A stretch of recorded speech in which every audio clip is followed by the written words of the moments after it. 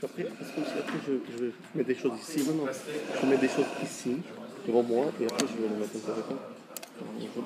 Vous verrez que si je vais mettre des choses devant moi, je voudrais que vous mettiez là-bas. Mettez-vous. Moi, je suis juste à côté de vous. Hein. D'accord, ok. Vous regardez de temps en temps si c'est bien, vous êtes bien dedans. Ça, c'est le plus dur pour moi. J'essaie, Rav. Alors, bonsoir. Alors, on va, Bezrat Hashem, puisque nous sommes... Oui, mais mettez-vous de ce côté, comme ça, madame peut s'asseoir. Mettez-vous là, si vous voulez laisser cette rangée là pour madame. Eh oui. Eh oui.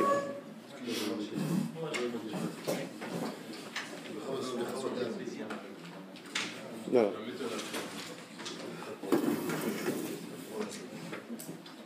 Alors, juste à l'approche de notre Toubishvat 2015, j'aurais voulu d'abord faire une petite introduction, puisque nous savons que la terre d'Israël, elle a été promise au peuple d'Israël dès le premier jour de la création du monde.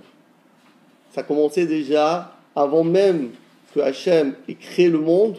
Il a dit attention, stop. La terre d'Israël n'existe pas pour l'instant. Elle appartient aux Juifs. Ok? Tout le monde est d'accord? Allez-y, on peut y aller. Omer Elohim. Bereshit bara Elohim. Premier Rashi du Chumash. Amar Rabbi Yitzhak. Rabbi Yitzhak, certains disent que c'est évidemment le Rabbi Yitzhak du Midrash. D'autres ils disent que c'est le père de Rashi, parce que n'oublions pas que Rashi c'est Rabbi Shlomo Yitzhaki, Ben Yitzhak, donc il a ramené les paroles de son père, après une certaine version. Donc nous dit Rashi que la terre d'Israël, elle appartenait à Hachem, et Hachem a décidé de la donner au Béné Israël. Et d'ailleurs, c'est un moment extraordinaire, puisque en Israël, nous faisons les mitzvot les plus saintes, puisque nous avons le Bet Hamikdash, les Korbanot, le Maaser, les Trumot, la Shemitah, et toutes ces mitzvot-là se font avec la terre. Avec la terre. Et nous sommes reliés avec le ciel. Et qu'est-ce que Hachem nous dit? Attention, vous les Juifs. Vous allez prendre les choses qui sont les plus saintes, qui sont dans le ciel. Et vous allez les faire descendre dans ce monde-là aux choses les plus basses à la terre, que l'homme foule par ses pieds. C'est ça la force d'un juif. La force d'un juif, c'est de donner une sainteté, une kedusha extraordinaire aux choses qui sont inertes. Même plus que inerte, la terre, c'est la chose la plus basse que peut connaître le monde. Malgré tout, ça, c'est la force d'Israël. C'est pour cela que la terre d'Israël a été donnée au peuple d'Israël. Parce que Israël, comme son nom l'indique, c'est Sar-El. C'est quoi Israël? C'est le prince de Dieu. Ça veut dire que nous sommes, nous, le peuple d'Israël, les fils d'Hachem, et nous avons la possibilité que, de la même manière que Hachem, il peut donner de la vie à quelque chose qui est inerte, nous aussi, on peut arriver à donner un sens. On a une possibilité de donner un sens à notre vie, évidemment, mais à la terre d'Israël. Les Béné Israël, lorsqu'ils font les mitzvot en Israël, alors qu'est-ce qu'ils font? Ils donnent un sens à la création du monde. Et c'est pour cela, on a bien compris, pour cela que toutes ces mitzvot, ces innombrables mitzvot, puisque 1/6 de la Torah, 1/6 de la Torah, pas 0,5% de la Torah. 1/6 de la Torah ne parle que des mitzvot atluyot be'eretz Israël. Que ce soit la première Mishnah, Peah, Kilaïm, Trumot, Trumot Maaser, Maaser Sheni, Orla, Bikurim, toutes ces mitzvot-là, Israël, Israël, Israël. Ça veut dire quoi? Nous, peuple d'Israël, la terre, c'est Kadosh. Mais la terre, c'est pas Kadosh. Sfar Torah, c'est Kadosh.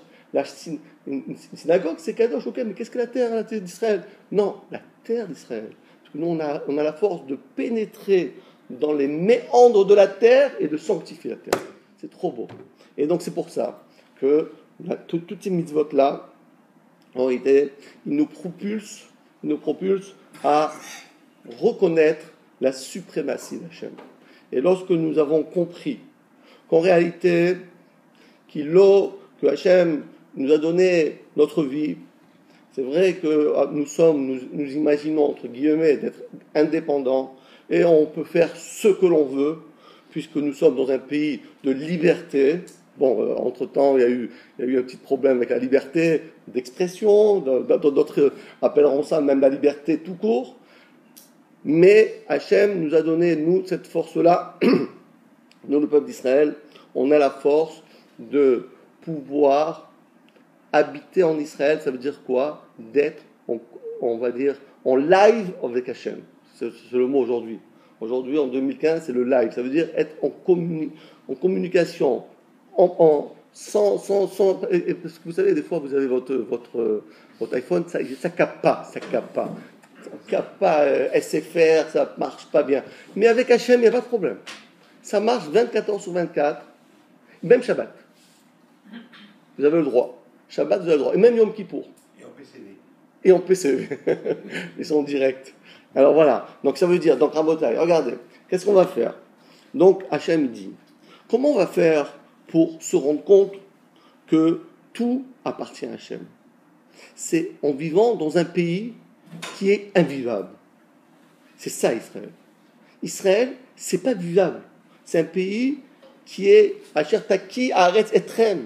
Celui qui veut vivre d'une manière rationnelle dans un pays, il va aux États-Unis, il va au Canada, il vient en France, il va en Angleterre, il va en Suisse, il va à Genève. Il y a plein d'endroits dans le monde. Mais quel est le fou qui va décider d'habiter en Israël? C'est un fou furieux. Mais qu'est-ce qu'il y a à faire là-bas? C'est un beau pays. Mais non, c'est pas un beau pays. C'est un pays en guerre. C'est un pays difficile. C'est un pays tout est difficile. L'économie, la sécurité, tout est difficile. Alors pourquoi tu vas? Parce que je suis en live avec Hachem.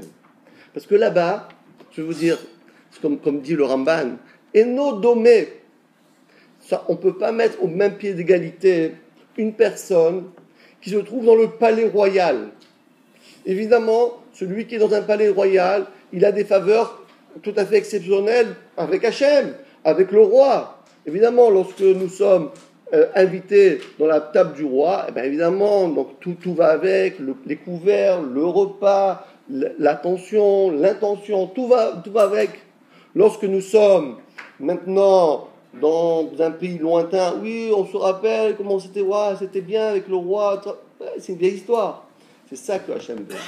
En Israël, on est en communion avec Hachem. Et donc, qu'est-ce qui se passe là-bas? Chaque petit détail, ça prend une importance inouïe. Alors que de manger une pomme, tu vas dire, mais manger une pomme, ça va, c'est pas la fin du monde. J'ai compris que de la viande, il faut savoir si c'est glad, il faut savoir si c'est chalak, il faut savoir si c'est Bet Yosef, il faut savoir est-ce que c'est, ce Hercher, Badat, Lando, Rubin, ceci, cela. J'ai compris tout ça. C'est compliqué la viande, imaginez-vous. Et le shochet, et celui qui a fait la mlicha, et celui qui a fait ceci. Mais une pomme, allons. Bon, allez, ça y est, bon, une pomme. Allez, une tomate. Bon, une tomate, ça va. Je prends une carotte. Je vais manger. C'est pas la fin du monde. Eh bien, sachez, Rabotai, que d'après la Torah, c'est pire de manger. D'après la Torah, c'est pire de manger une pomme en Israël sans prélever les trumot ou masrot que de manger un sandwich de lard. Si on vous propose deux possibilités, voilà, vous avez devant vous, avec un revolver sur la tempe, ou bien tu manges une pomme, ou bien tu manges, tu manges un, comment ça s'appelle? Jambon beurre. Jambon beurre, non, mais c'est qu'ils mangent les Américains là, c'est les Américains.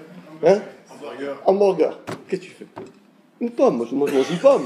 C'est une pomme, bon, maximum, boré, péri, aetz, voilà, et après, boré, une pochotte. Eh ben non, parce que d'après la Torah, celui qui mange une pomme sans prélever les dîmes, chayav mita bidei shamayim. Celui qui mange un sandwich pas kasher, malkout, mita, c'est pas la même chose. Malkout, tu reçois 39 coups et après t'es pas de tour. Alors que Mita, on peut pas faire marche arrière. Donc regardez combien c'est tellement pointilleux, tous ces halachot de Trumot ou Masrot, parce que chaque petit détail en Israël, ça prend une importance inouïe. On va dire, on est sous les phares, on est dans un microscope, tout devient immensément grand. Pourquoi? Parce que c'est immensément important. Vous savez, Hachem, il se dévoile de deux manières. Ou bien dans l'immensément grand, ou bien dans l'immensément petit. Aujourd'hui, regardez ce qu'on a trouvé. On a trouvé que dans l'atome, il y a toute l'énergie que l'humanité aujourd'hui tremble. Mais c'est quoi l'atome? L'atome, c'est zéro puissance moins je sais pas 70, c'est immensément petit. Et dans ce immensément petit, qu'est-ce qu'il y a? Il y a la bombe atomique. Une bombe atomique? Où tu as une bombe atomique? Où c'est qu'il y a une bombe atomique? Où c'est qu'il y a une bombe atomique? Je comprends pas. Où c'est qu'elle est la bombe atomique? Mais elle est dans un atome. Un atome, une bombe atomique. Mais c'est pas possible que dans un atome il y ait une bombe atomique. Ben oui, parce que Hachem, la magnificence d'Hachem, elle est dans le cosmos, mais elle est aussi dans le nano, dans tout ce qui est nano, dans tout ce qui est microscopique. C'est ça la force d'Hachem. Ça, c'est la force d'Hachem. Donc maintenant qu'on a fait cette petite introduction, on va voir que Hachem, il nous aime. Il nous aime, Hachem. Et lorsque Hachem nous dit, écoutez mes enfants, je veux que vous mangiez kasher. Il faut manger kasher. Il dit, pourquoi manger kasher? Une pomme, c'est kasher une pomme? Je ne comprends pas. Oui, c'est kasher. Mais tant que tu n'as pas compris que cette pomme a poussé dans le jardin d'Éden, dans le jardin de Dieu, le jardin d'Israël, tu ne peux pas la manger. Tu ne peux pas la manger, celle-là. Tu veux manger des fruits si tu veux manger des fruits à Neuilly, tu vas au champ, tu dévalises tout au champ, pas de problème. Tu donneras le chèque à la fin. Mais si tu veux manger des fruits d'Israël, tu es dans le palais royal. Dans le palais royal, on mange après, toujours en se rappelant de Dieu. On ne peut pas un instant se déconnecter. On est tout le temps avec lui. Et donc, Hachem dit, voilà, la chose suivante. Premièrement, et ce qu'on va maintenant partager notre cours en 3 parties. La première partie, c'est que bientôt, c'est la Shemitah. Et au Hachem, j'ai déjà reçu des dizaines de téléphones pour savoir, Rav, est-ce que ce fruit-là, on a le droit de l'acheter, évidemment, si ça vient d'Israël, on a le droit de l'acheter pour tout Bishvat. Est-ce que ce fruit-là, on a le droit de l'acheter pour tout Bishvat? Est-ce qu'on a le droit de l'acheter? Alors, quels sont les problèmes lorsque on doit acheter des fruits d'Israël aujourd'hui dans l'année 5775, 2015? Alors, il y a trois mitzvot. Première mitzvah, celle qui prime abord, c'est la mitzvah de Orla. La deuxième, c'est la mitzvah de la Shemitah. Et la troisième, c'est la mitzvah des dîmes de Trumot ou Masrot. Maintenant, premier chapitre, nous allons passer en revue tous les fruits tous les fruits qui a un problème d'acheter ces fruits-là, puisque on a fait des statistiques. Donc nous sommes en contact avec les grands rabbinim d'Israël, qui eux vous savez, aujourd'hui, on arrive à calculer chaque arbre. On sait exactement combien d'arbres il y a en Israël. Et chaque arbre est numéroté. Et on sait cet arbre-là, est-ce qu'il est Orla ou il ne l'est pas. Parce que chaque fois, on refait des recherches, on refait des calculs. Et on va maintenant calculer combien de pourcentage y a-t-il de Orla dans cette sorte de fruit pour décider qu'on ne peut pas acheter ces fruits-là.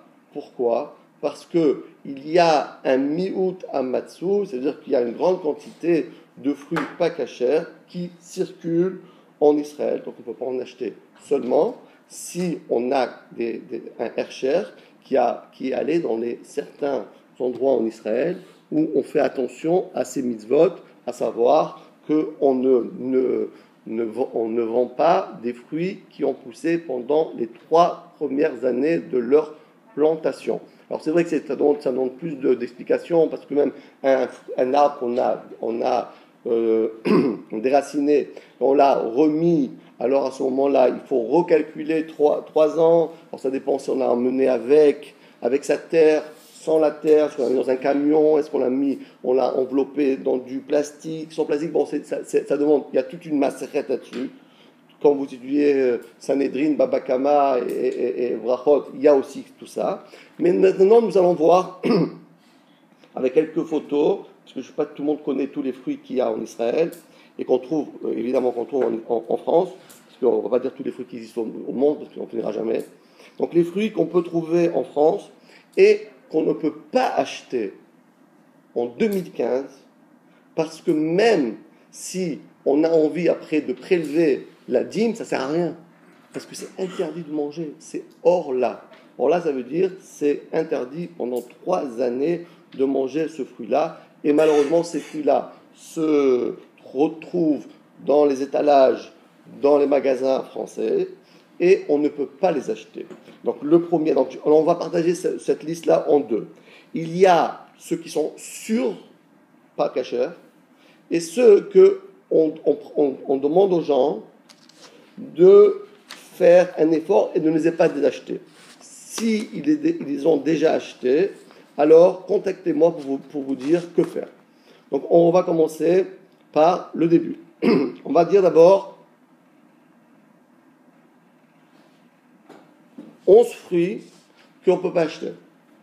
Et après, on verra les autres, c'est préférable de ne pas les manger, mais si on les a achetés, alors on verra faire. Donc, le premier fruit, ce qu'on trouve très souvent dans presque tous les magasins, surtout maintenant, c'est les avocats d'Israël. Alors, sachez que les avocats d'Israël sont interdits à la consommation. Minatora. C'est pas on fait des humrot, c'est minatora. Ainsi que les myrtilles. De même, les pêches, les nectarines, les goyaves. De même, les olives. De même, les fruits, si vous permettez, je ne sais pas si vous connaissez, il y a certains fruits en Israël qui s'appellent le fruit du dragon. Est-ce que vous savez c'est quoi un fruit du dragon? Oui. C'est comme un radis. C'est ça. Vous le voyez? C'est le rouge là. Les fruits d'Israël, Assour, faut acheter ça. D'Israël, on parle. Ah, c'est d'Israël, aucun problème. Que pendant cette année-là? Ça marche que cette année. Chaque année, ça change. Là, cette année, donc je répète, les avocats, les myrtilles, les pêches, les nectarines, les goyaves, les olives, les fruits du dragon, c'est ça. Est-ce que vous savez c'est quoi la papaye? Je ne sais pas si on l'a mis ici. Regardez voir. C'est ça. Ça, c'est papaye. Il y a une culture en Israël de papaye? Ah oui, ils ont tout ça. Tout. Et ça et encore. Ils font tout. C'est des pros. Après, on a aussi les figues de Barbarie. On a aussi. Je sais pas si... à cause de la Shemitah. Non, ça c'est hors là. Pas la Shemitah. Ça c'est hors là. Parce que tout ça, il n'y a pas de Shemitah. La Shemitah, elle commencera qu'à partir de l'année prochaine. Ces fruits-là ne sont pas concernés par la Shemitah. Ils sont concernés que par la Orla. Impossible de les manger. Orla, on peut l'enlever un petit bout. On ne peut pas, ça ne sert à rien. Orla, ça ne sert à rien. Pendant 3 ans, on ne peut pas rien faire. Après, vous avez ici des fruits de la passion. Vous avez les fruits de la passion, c'est ça. 3 ans, ces fruits-là? Ces fruits-là, 3 ans? ils ont 3 ans. Et pas plus? Non. Ceux-là par exemple, des fruits de la passion. Statistiquement, l'autre avant, la papaye. Voilà, papaye. Quand vous en achetez d'Israël, le rove des fruits qui sont vendus, ce sont des fruits qui sont dans les 3 premières années. Ah ouais. Ils les font travailler. Hein. Pourquoi? Parce que c'est des productions récentes. Hmm. C'est des cultures récentes. Israël ne Ex- faisait pas ça avant. Culture récente. Non seulement ils sont récentes, mais eux, les Israéliens, ils ont une chita. Ils ont une chita extraordinaire. C'est pour ça que ça marche. Après 3 ans, ils les jettent à la poubelle, ils en refont des autres. Ça veut dire quoi? C'est toujours de la nouvelle culture. C'est pour ça qu'ils ont des fruits qui sont toujours les mêmes, toujours en bonne santé. Mais pourquoi on les... Hein?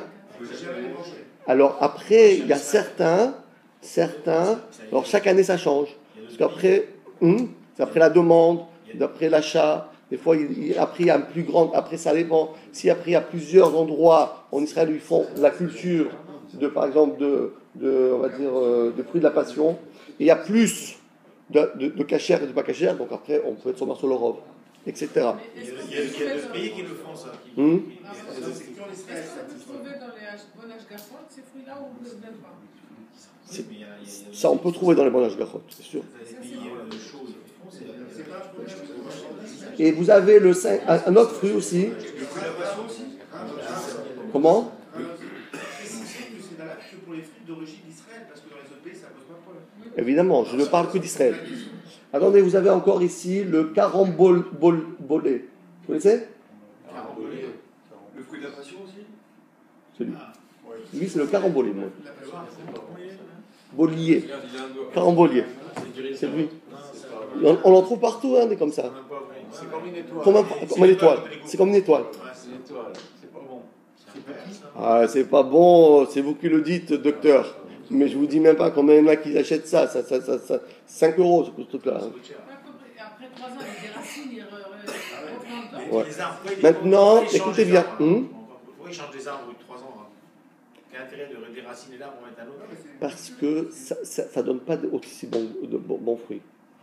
Ah, mais eux, ils sont les chefs ils sont les chefs dans ça. Ils savent exactement comment faire. Ils enlèvent, parce ils les déracinent tous d'ici. Hop, ils les amènent là-bas.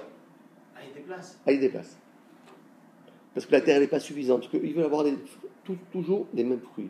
Pas un peu moins fruités, un peu moins. Donc ils arrivent à avoir toujours les mêmes fruits. Regardez tout. Regardez les fruits d'Israël, on dirait qu'ils ont été copiés conformes. Plagiat, ils ont fait plagiat. Tac, tac, tac. Ils ont un système. Et encore un autre fruit, c'est ce qu'on appelle les pomelos. Les pomelos en Israël, ce qui vient d'Israël, non, c'est pas des pamplemousses. Pamplemousse, c'est cachère. C'est comme le pamplemousse. Exactement. Le pamplemousse, il est cachère. On peut l'acheter. On peut l'acheter. Après, il faudra prendre la dîme. Mais par contre, les pomelos, eux, ils ne sont pas cachères. Et les olives, c'est un pays d'oliviers. Mais ça dépend. Attendez, il y a 2 sortes d'olives. Il y a les olives qui sont faites. C'est des olives qu'on appelle des olives de Syrie, souris. C'est une sorte d'olive. C'est pas tous les olives. C'est noir ou vert. Il y a 2 sortes. Et il y a aussi un fruit, peut-être que vous ne connaissez pas, ça s'appelle l'oro blanco. L'oro blanco, c'est ce qu'on appelle un sweetie. Il est comme le pomelo, mais plus petit. Il est hyper bon. Et c'est justement un mélange entre le pomelo et l'orange. Ils ont fait un truc, c'est hyper bon. Ça s'appelle un sweetie. Voilà. Donc ça, c'est à bannir. Ah bon, attendez. Et après ça, il y a encore certains fruits qu'on ne peut pas utiliser, mais si on les a achetés, maintenant on va faire la deuxième liste, si on les a achetés, alors là, on peut se permettre, après il faudra savoir quoi faire. Regardez, il y a celui-ci, je ne sais pas si vous connaissez, dites-moi comment ça s'appelle ça. C'est quoi ça? Bravo. Qui c'est qui a dit? C'est connu en Israël. Il s'appelle celui-là? Anne. C'est connu. Ben oui, ben c'est Orla. Exactement. De même aussi, les kiwis, les pommes, les figues. Et maintenant, vous allez avoir un petit choc. Un petit choc. Parce que aujourd'hui, alors que depuis maintenant des années, les oranges d'Israël ne posaient pas de problème de Orla, cette année, 2015, ils ont refait une replantation de toute leur batterie d'arbres, tout leur verger, et aujourd'hui on est tombé sur le rov de Orla. Et donc, les oranges Yafa, eh ben, ce n'est pas à consommer, ainsi que les citrons. Voilà donc ce que j'aurais voulu aujourd'hui vous dire par rapport à la première mitzvah qui s'appelle Orla. Donc, on va prendre ces fruits. Maintenant, passons au deuxième sujet. Deuxième sujet, nous avons dit que après qu'on a bien défini est-ce que ces fruits-là, ils sont Orla ou pas Orla, donc s'ils sont Orla, je les mets de côté, s'ils ne sont pas Orla, je peux les utiliser. Comment je peux les utiliser? Je dois d'abord penser à une deuxième chose. Est-ce que c'est la Shemitah ou pas la Shemitah? Réponse, non. Parce que la Shemitah ne commencera seulement aux fruits qui vont commencer à germer après tout Bishvat, c'est-à-dire maintenant. Donc on les aura quand? Alors ici vous avez toute la liste des fruits. Donc c'était une liste que Kuntras a fait. Kuntras donc ils ont aussi, si vous la voulez après pour faire une photocopie. En tout cas, tous les fruits commencent minimum, c'est avril, mai, juin de cette année. À ce moment-là, on peut avoir des problèmes. Parce que tout Bishvat, c'est maintenant. Alors, il y a des fruits qui poussent au bout de 2 mois, il y en a d'autres qui poussent au bout de 3 mois, il y en a qui poussent au bout de 5 mois, etc. On va prendre un exemple. Les abricots, ils commencent, on peut en trouver à partir du 16 avril 2015. D'accord? Donc, automatiquement, à partir du 16 avril, on n'aura pas la possibilité de manger des abricots. Pourquoi? Parce que ce sont des fruits d'Israël, de la Shemitah. Et donc, Ils ont bourgeonné avant tout beurre. ils ont bourgeonné avant tout beurre. D'accord? Donc, alors là, vous avez la liste. On va donner donc aussi les essentiels. Donc, on a dit les abricots, c'est le 16 avril. Après, vous avez les avocats, s'ils ne sont pas hors là, c'est à partir du 22 juillet. Parce que les avocats, ça prend beaucoup de temps pour qu'ils sont durs. Il faut les laisser le temps de se un peu grandir. Après, vous avez... Vous avez dit avocat, on peut aller. Comment? Ceux qui sauraient, ceux qui n'ont pas un problème de hors-là. Oui, il n'y a pas de hors-là. Dans le cas où il n'y a pas de hors-là. Par exemple, on va dire que vous avez acheté dans un magasin où il n'y a pas de hors-là. On vérifie parce que en Israël, il y a des gens qui sont religieux, il y en a qui sont un peu moins.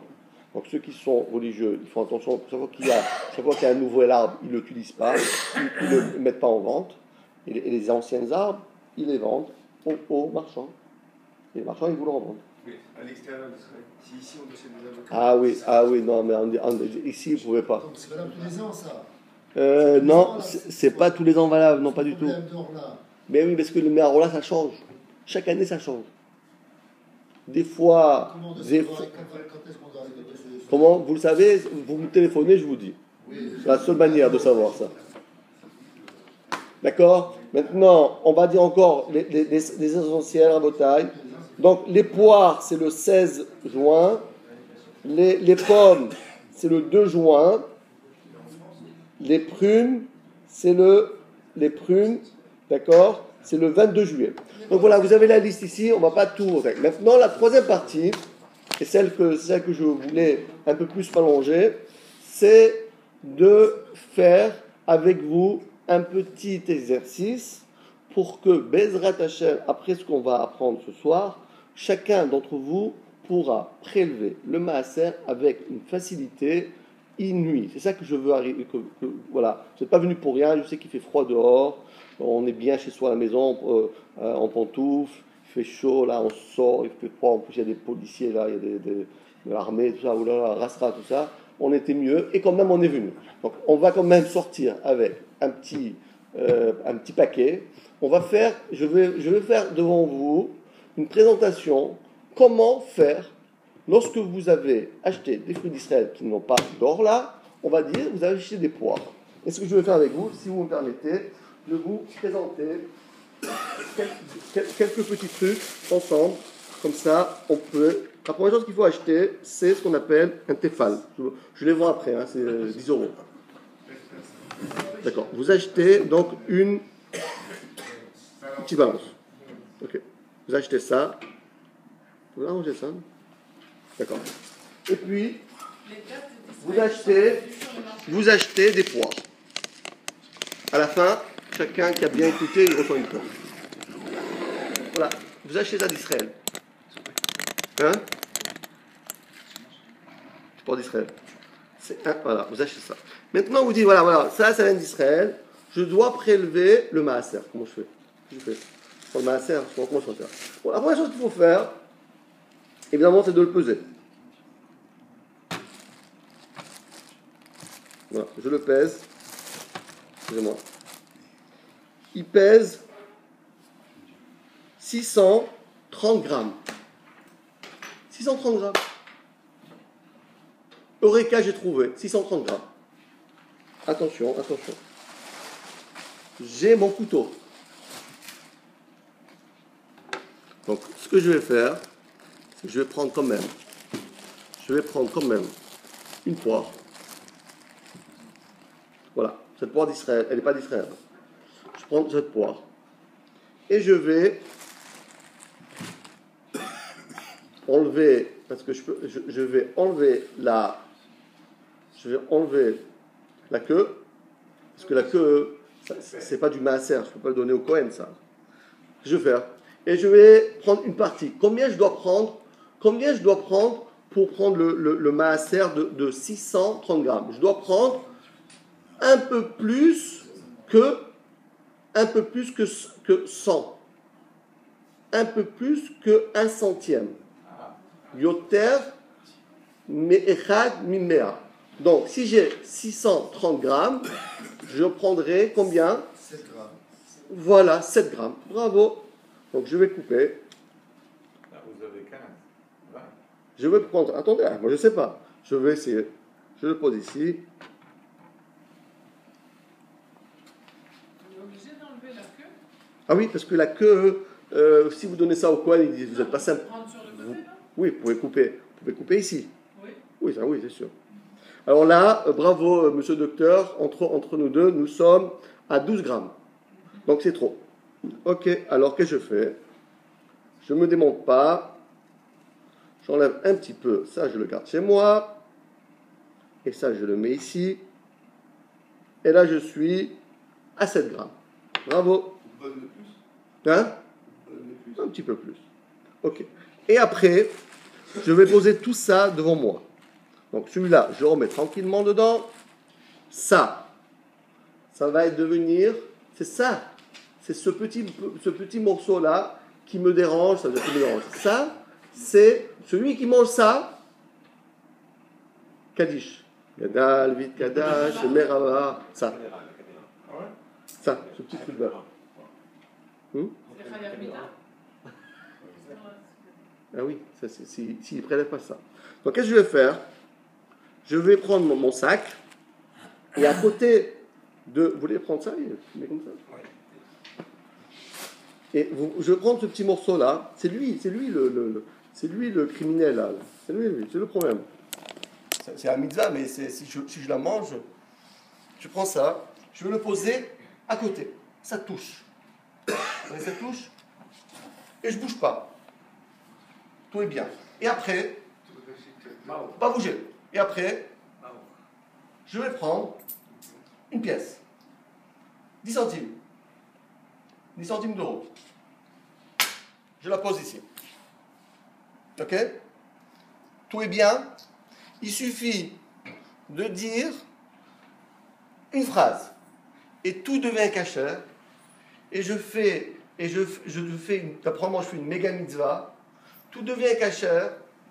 Et je peux faire après un repas de roi. Il suffit de dire la chose suivante. Kol, afrashot, trumot ou maasrot, vechilul maaser sheni, yachulu kan, kemo shekatu benusar afrashot kadat. C'est tout ce que je dis. Et après, qu'est-ce que je fais? Je fais la chose suivante. Je prends mon petit sac. Je prends aucune bracha. Je prends ce petit truc-là, je le mets dedans. Je prends un deuxième sac. je le mets dedans. Je prends tout ça, je le mets à la poubelle. Et le reste, je prends ça, je remets chez moi à la maison et je me fais un kiff de finir le repas ou commencer le repas. Et comme ça, on a fait la mitzvah de Maaser. Attendez, et ça, Chazve Shalom, ça, À détruire, la mer blanche. La mer. ça, à la Seine. Vous passez tous les jours à la Seine, vous ouvrez la fenêtre comme vous passez avec le tram, avec le métro, et hop, donc vous prenez le bateau. Ou bien dans l'avion, quand vous êtes dans l'avion là, pour Israël, vous ouvrez le hublot et vous jetez à la mer. Ou bien quand vous allez... Le frigo et faire d'autres massarots dessus. On peut faire, mais bon, on peut faire, c'est sûr qu'on peut faire. Mais sachez que c'est toujours dangereux de le garder, parce qu'après vous le mettez ici. Sur le col, sur le frigo. Oui, on peut le faire, on peut le faire. Pas compris. Pourquoi c'est pas bracha chez les gens qui sont dans l'ancien? Parce que c'est pas sûr. Ça fait. Ah, mais celui qui a un jardin qui... Ah, celui qui a, bravo, vous avez raison. Celui qui a un jardin et qui a un champ et il ramène ses fruits en Israël, alors c'est sûr, mais nous on a acheté, moi j'ai acheté ça au marchand, moi je ne sais pas quelle était son histoire de ses fruits. Donc vous voyez comment c'est simple. C'est tellement simple de prélever le maaser. Donc c'est facile. Vous achetez une petite balance, vous pesez, vous divisez par 100 et un chouïa de plus, vous enlevez cette partie-là, vous la mettez collée, vous prenez une pièce d'argent, vous la mettez à côté et vous dites Kol afrashot, tout ce que je suis, que tous les prélèvements. Trumot ou maasrot. Et bien, chilul maaser sheni. Chilul maaser sheni, parce qu'après je dois mechalel. Yachulu kan, tout sera ici, comme c'est écrit, kadat, comme la halacha veut. Et c'est terminé. Et vous n'avez même pas besoin de lire tout ce qu'il y a écrit dans le Tartei Eliyahu, parce que c'est un peu compliqué. C'est rapidos, facile, sans équivoque. Quand même, si vous mentionnez dans le Tartei Eliyahu, page 373, pourquoi alors ici ils disent une bracha avec le nom d'Hachem? Voilà.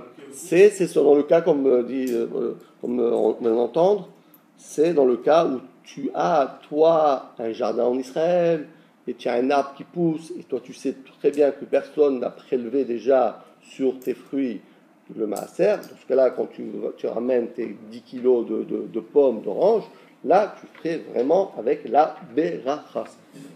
Mais Est-ce que si j'ai 600 grammes de pommes, de poire, 700 grammes de pommes et un autre fruit, je fais la somme totale et je prends sur un seul ou je mets par catégorie? Ah non, chacun à part. Si tu as 7 kilos de pommes, tu prends 70 grammes.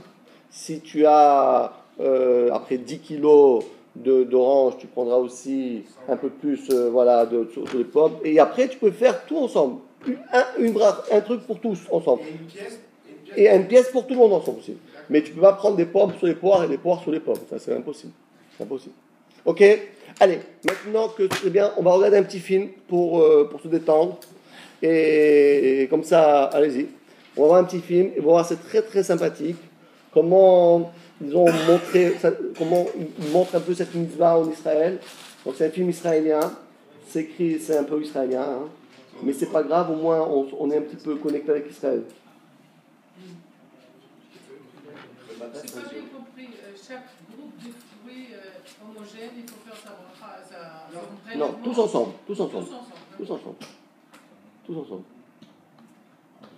Alors après là, qu'est-ce qu'on fait là Ah voilà, c'est ça. Allez, on fait celui-là. Regardez, c'est un très beau petit film qu'on a fait ensemble. Regardez voir. Donc, pour ceux qui aiment d'abord un peu de soukil, c'est très joli. Et vous allez même voir le grand Ben Israël, le Rav Lo, le père qui était à Auschwitz, qui est là. Vous allez voir, il fait quelque chose d'extraordinaire.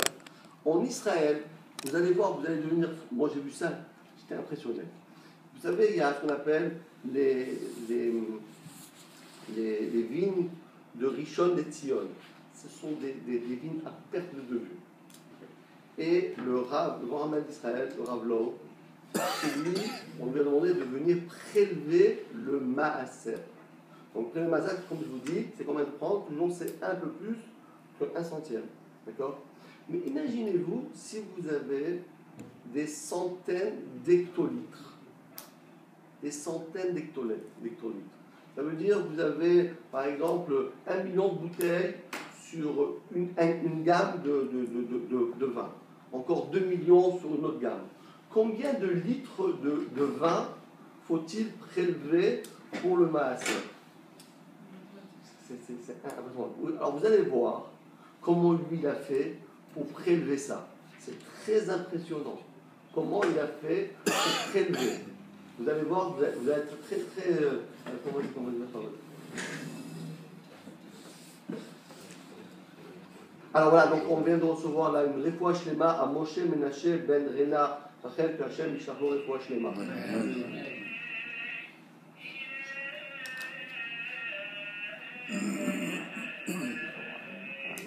Ah, il est parti.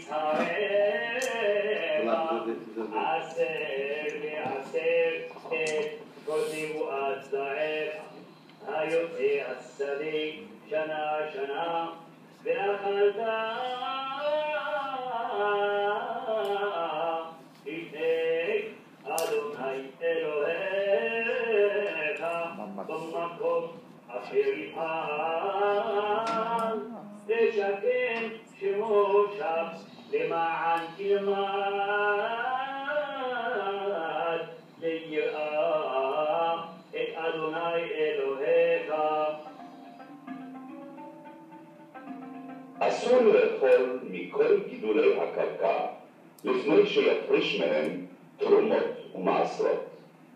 בדעת רוב הראשונים חייבה התורה להפריש תרומות ומעשרות רק מן המינים הבאים: 5 מיני דגן, חיטה, שעורה, תסמין, שיבולת שועל ושיבון, הענבים והיין המיוצר מהם, הזיתים והשמן המיוצר מהם.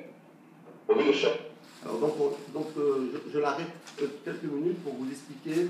Il vient de dire un instant que le blé, l'orge, l'épeautre, le seigle, l'avoine, les dérivés de raisin, les raisins ou le vin, les olives, l'huile d'olive, eux, ce sont ces fruits-là qui sont min à Torah. Alors que tous les autres fruits et légumes, eux, on doit prélever le maaser mi des rabanan. D'accord? תורה, דגן, תירוש ויצהר. שאר הפירות, הירקות והקטניות חייבים בהפרשת תרומות ומעשרות רק מדרבנן. מן היבול, פירות וירקות, יש לתרום ולהפריש את התרומות והמעשרות הבאים. יבולים החייבים בהפרשת תרומות ומעשרות קרויים תבל, מלשון תו לא, כלומר לא טוב. Donc, vous comprenez, il vient d'expliquer, le mot tevel, c'est, donc on appelle le fruit avant de prélever les dîmes, on appelle tevel. C'est quoi tevel? C'est tov lo, c'est pas bien, c'est lo tov, c'est pas bon, c'est pas kasher. Donc tant qu'on n'a pas prélevé, tov lo, c'est pas kasher. Ça concerne les légumes aussi ou Tout, c'est pour les tout ce qui a poussé en Israël. הם אסורים באכילה ובאכילה עד אשר יקיימו בהם את מצוות ההפרשה. מה כוללת מצוות ההפרשה? חלק מהיבול צריך להפריש, חלק אחר יש להפריש ולתת ללווים. חלק נוסף יש לענות לירושלים או למסור לעני. החלק של הכהן הוא תרומה גדולה. החלק שמקבל הלוי קרוי מעשר ראשון. החלק שלוקחים לירושלים הוא מעשר שני. מה שנותנים לעני קוראים מעשר עני. Donc voilà, là c'est bien expliqué. Vous voyez le bonhomme là en bleu, lui c'est l'Israël qui vient avec son panier de fruits qu'il vient de cueillir de son champ, et il doit distribuer aux personnes là que vous voyez en face de lui, une partie en vert au Kohen, une partie en rouge au Lévi, et une partie soit en violet, Maaser Sheni, il les amène à Yerushalayim et les consomme à Jérusalem, ou bien, suivant les années, il donnera au Ani, aux pauvres. Donc voilà ce qu'on doit faire. יש מתנה נוספת, הלוי צריך למסור לכהן חלק מהמעשר שקיבל. למתנה הזאת קוראים תרומת מעשר. Voilà, et c'est très important, parce que souvent on a parlé de un peu plus qu'un centième, parce qu'après que le Lévi a reçu lui sa part, lui aussi il doit prendre un peu de sa part et la donner au Kohen. Donc le Kohen en étant, il reçoit tout le monde. Il reçoit d'abord Israël, et après, même la partie que le Lévi a reçue, il doit aussi il doit la redonner au Kohen. מה הכמות שיש להפריש בתרומה גדולה? התורה כתבה, ראשית גנך תירושך ויצריך תיתן לו. היא אפשרה לתת כמה שרוצים. אפילו חיטה אחת פותרת את כל העיגול שנקצר. אבל חכמים קבעו מידה מינימלית שלא ראוי להפריש פחות ממנה. 2% זו עין בינונית, ומי שנותן יותר זו עין טובה. פחות מ2% זו מידה רעה. באילו שנים חלה מצוות ההפרשה? חובת ההפרשה מתייחסת ל7 שנים שמונים לשנת שמיטה. תרומה גדולה חייבים להפריש מהיבולים שגדלו בכל 6 השנים שלפני השמיטה. בשנת השמיטה עצמה היבול מופקר, ולכן הם פטורים מההפרשה. היבול שהופרש לתרומה גדולה מותר באכילה רק לכהנים ולבני משפחתם כשהם טהורים. אפשר גם להאכילו לבעלי חיים השייכים לכהן. הפרשת תרומה גדולה ונתינתה לכהן מקיימים בכל מקום בארץ ישראל. לכהנים אסור לאכול את התרומה מחוץ לארץ ישראל, אבל בתוך הארץ הם רשאים לאכולה בכל מקום. יש להקפיד שלא להשליך תרומה גדולה על הפח. Donc voilà, donc c'est clair, donc on répète ce que vient de dire dans ce petit film là. Donc la Trouma Gdola, donc l'Israël, il revient avec son panier, qu'est-ce qu'il fait? Il doit donner une partie au Kohen. Combien il doit donner? Natora Kol Shehu. Même un grain de blé sur une tonne de blé, c'est pas grave, un grain ça suffit. Les Chachamim m'ont dit non, il faut donner 2%. Il faut lui donner 2%. Maintenant, ces 2% là qu'on va lui donner, c'est vrai que le Kohen peut le manger. Mais c'est seulement s'il est tahor, seulement s'il n'est pas en contact, il n'a jamais été au contact avec un mort. Mais aujourd'hui, on ne peut pas faire ça, parce qu'il n'y a pas un Kohen au monde qui peut le faire, parce qu'il faut avoir la paradouma, il faut avoir le faire la paradouma. Et donc, qu'est-ce qu'on va faire? Voilà, on va comprendre maintenant, qu'est-ce qu'on va faire? Écoutez bien la suite, alors qu'est-ce qu'on fait en fin de compte? Regardez. היום, מכיוון שהכהנים טמאים ואינם יכולים לאכול את התרומה, מפרישים לתרומה גדולה רק כמות כלשהי כדין תורה. מסיבה זו לא נותנים היום את התרומה לכהנים. אז מה עושים? נותנים את התרומה הגדולה בשתי שקיות כדי למנוע השחתה וביזיון, אפשר להניחה כך בפח. מעשה ראשון, מה הכמות שצריכים להפריש במעשה ראשון? C'est clair? Donc voilà, on a compris pourquoi faut-il jeter ça. Depuis quand Hachem nous dit qu'il faut prendre des choses et faut les jeter? C'est dommage, Baltachri. Parce que ça, c'est pas fait pour jeter, c'est fait pour donner à qui? Au Kohen. Seulement, malheureusement, le Kohen ne peut pas le prendre. Parce que s'il va le prendre, qu'est-ce qu'il va en faire? Il va le manger. S'il le mange, lui aussi, il va une grande avéra. Qu'est-ce qu'il va faire avec? Donc c'est pour ça qu'on a décidé de faire. Comme on n'a pas le droit de donner au Kohen. Que le Kohen ne peut rien en faire. Mais moi, je ne peux pas le garder parce que je le garde. Mes fruits sont immangeables. On ne peut pas les gérer. Donc, je vais les prélever. Et puis, je vais les enterrer. Je vais les mettre de côté. Pour que je puisse après au moins profiter de la suite. Maintenant, la deuxième partie, c'est ce que le Lévi doit faire. Écoutez bien. למה שתי שקיות? מעשה ראשון יש להפריש עשירית מתוך הפירות שנשארו לאחר הפרשת התרומה הגדולה.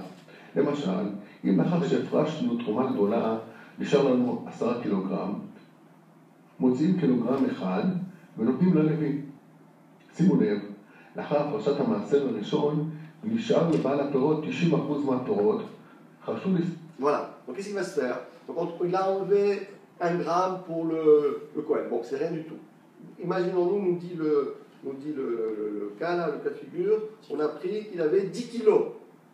Lui, qu'est-ce qu'il a fait? Il doit donner 1/10 au Lévi. 1 kilo au Lévi. Il lui reste 9 kilos.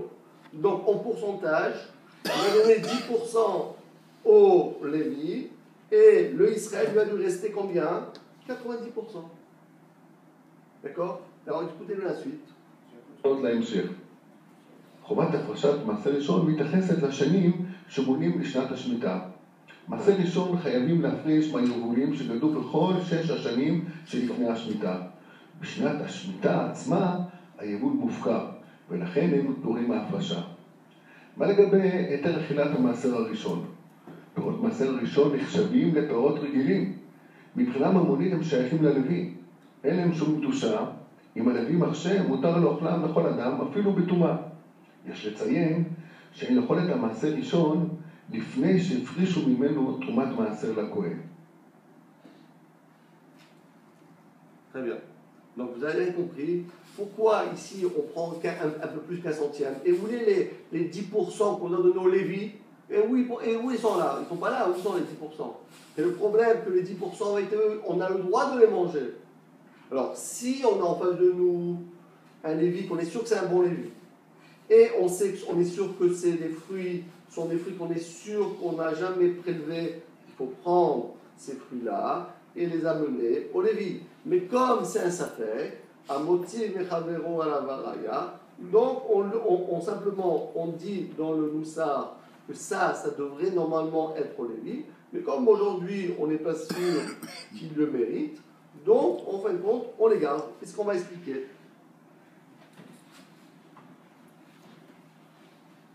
כיצד מפרישים היום מעשר ראשון?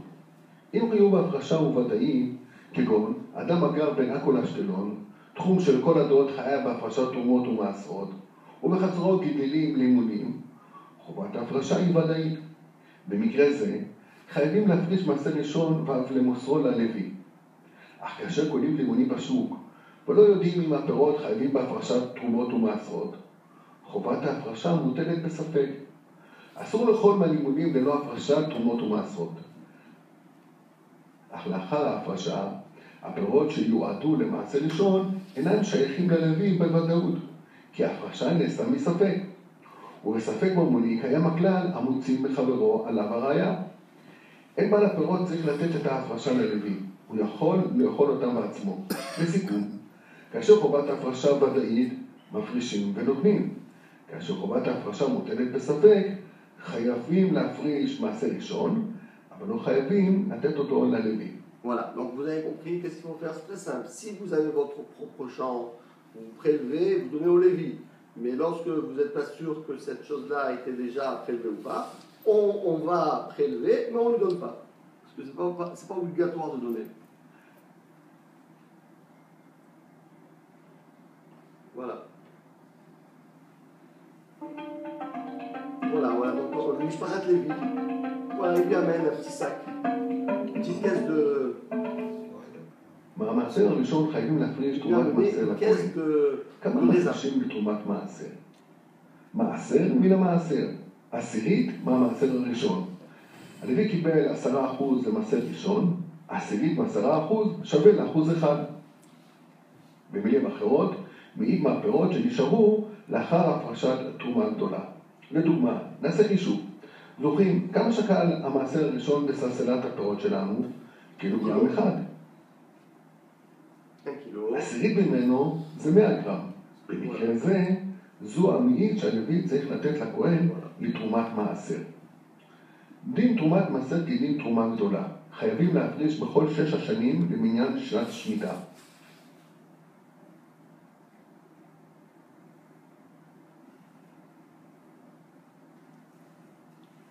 רק לכהנים ולבני משפחתם מותר לאכול תרומת מעשר, בתנאי שהם טהורים ואוכלים אותם בתוך ארץ ישראל.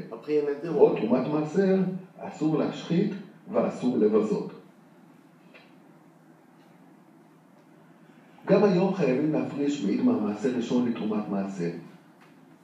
אבל בגלל הטומאה הם מוסרים אותה לכהן. Voilà, donc encore une fois la même chose, il dit donc on a bien compris, il y a la partie que Israël doit donner au Kohen, et il y a la partie que le Lévi doit donner au Kohen. Mais ça revient au même parce que les deux s'appellent de la Trouma. Donc il y a la Trouma d'Israël qui s'appelle Trouma Gedola, et la Trouma que le Lévi doit donner au Kohen s'appelle la Troumat Maaser. Pourquoi ça s'appelle le Maaser? Parce que lui il a reçu le Maaser. Quand il a reçu le Maaser, il doit donner le Maaser. Et maintenant on va voir un petit film aussi, regardez, on est sympathique maintenant. מניחים אותה בשקית בתוך שקית כדי למנוע השחתה וביזון. אפשר להניחה כך בפח האשפה.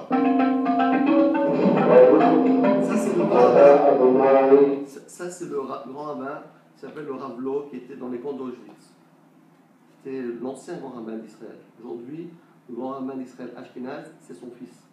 Lui, c'était l'ancien grand rabbin. Et celui qui est à côté de vous, là, à gauche, c'est le Rav Shlomo Markoud.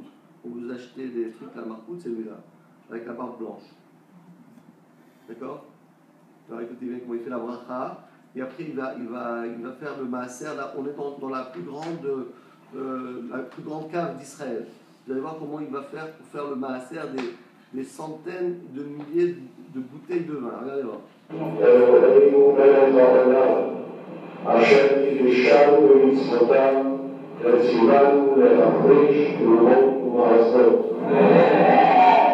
אחד מלאה שמונח בצד יישאר תלם מקודמי בנפרד, והיותר מאחד מלאה שמונח בצד היום תרומת גדולה בצד צפונו על הגוי, או ימין על מינו.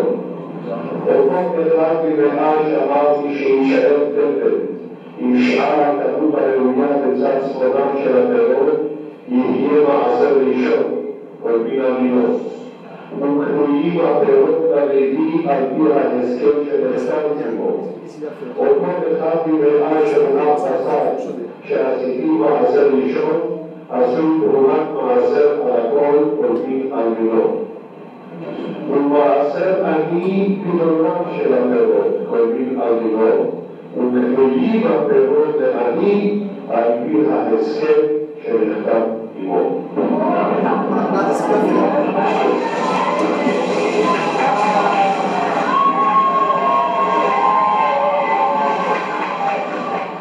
ולאחר ההפרשה ואמירת הנוסח, עם התרומה רע, יש לקוברה. Vous savez qu'est-ce qu'il a fait? Donc il avait comme ça des cuves de vin. Il a ouvert le robinet et tout ce vin-là, donc il a décidé que cette partie-là, ce sera le maaser sur toute la cave de Rishon.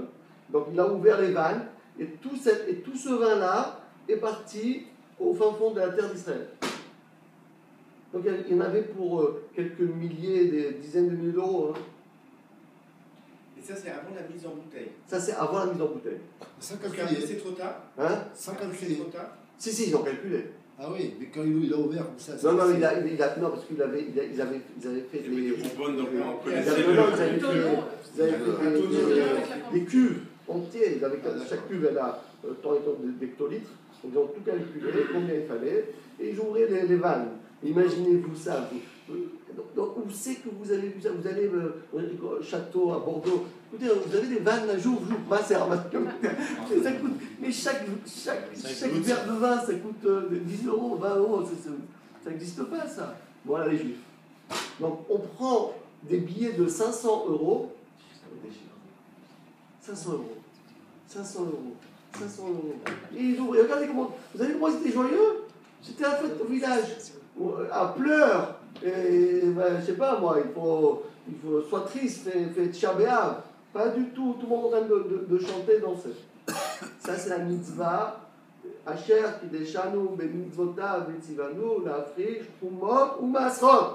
Et tout le monde répond Amen. Il fait le rav, il fait tout ce qu'il faut faire parce qu'il dit voilà, ça c'est le maaser ici, ça c'est le trumat maaser là-bas, ça c'est.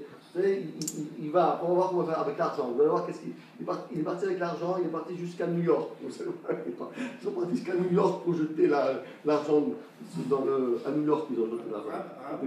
Hein, sur les bouteilles de vin, c'est pas indiqué quand même que. Si, c'est tout indiqué.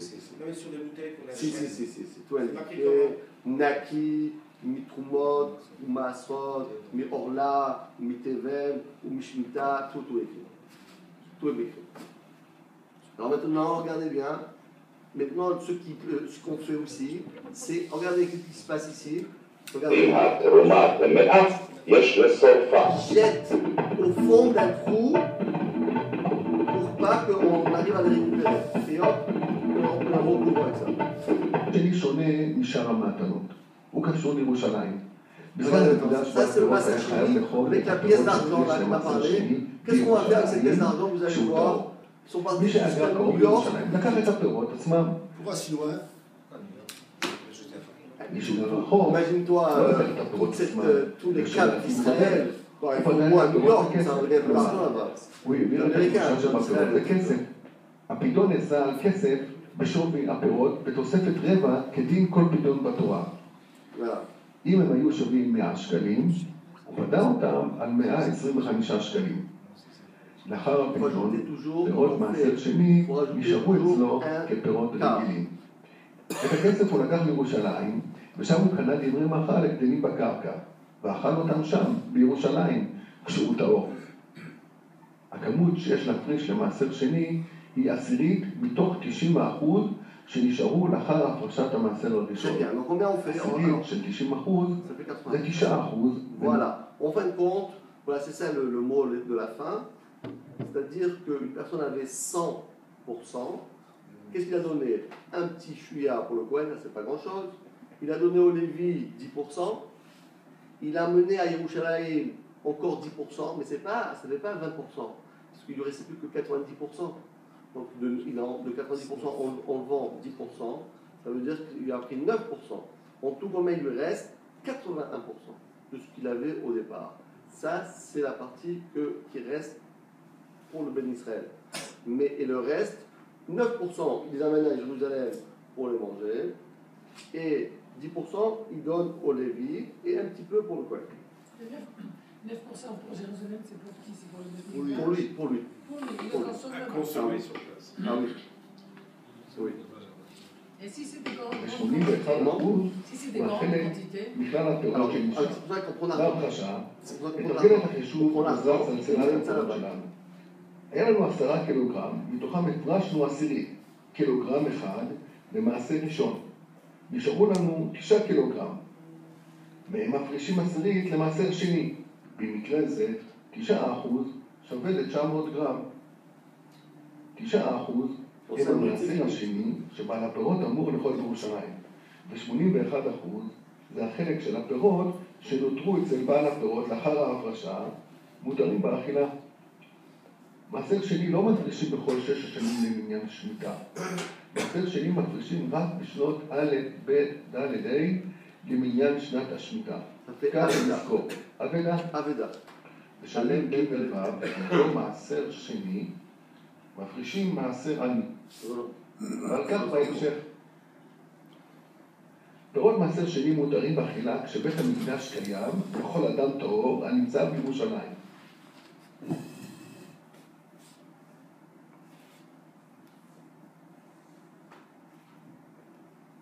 אסור להשחית פירות מעשר שני ואסור אף לבזותם. אבל יש דרך להוציא את הקדושה מהפירות על ידי פדיון. מעבירים את הקדושה מהפירות לכסף על ידי העברה של נוסח פרטים. בזמן הזה אין בית מקדש ואין טהרה. לכן אין כל דרך לאכול את פירות מעשר השני בפרשתם. אחר ההפרשה מעבירים את הקדושה שבפירות למטבע. יש נוסח מסודר.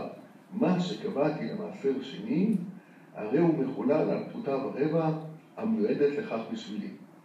אמירה זו מעבירה את קדושת פירות מעשר שני שבפירות למטבע. מעתה, המטבע אסורה לכל שימוש. אם לא מעבירים את קדושת פירות מעשר שני למטבע, אסור לאכול אותם. המטבע עליו חילל מעשר שני, יחד עם שאר המטבעות שברשותו מחילולים קודמים של מעשר שני ורבעי, יחללם על מטבע אחת וישמידנה. האפשרויות הן השלכה לים הגדול ים התיכון, שחיקתה וזריקתה לנהר, ניקובה ופסילתה משימוש. Voilà. Et voilà, voilà les amis. Donc voilà ce qu'on voulait faire aujourd'hui. Avoir un petit on va dire, petite approche sympathique de la mitzvah de Trumot ou Maasrot. Alors c'est vrai qu'on ça demande encore beaucoup d'explications, mais je pense que c'est déjà une bonne approche. Et Bezrat Hashem, on va se souhaiter que Bezrat Hashem, on arrive nous à Bezrat Hashem à garder Hashem comme nous avons dit au départ, et que tous nos Trumot ou Maasrot soient tous pour Hashem. Amen. Les dates d'Israël sont perdues. Les dates, il n'y a pas de problème. Il faut prendre le Trumot ou Maasrot.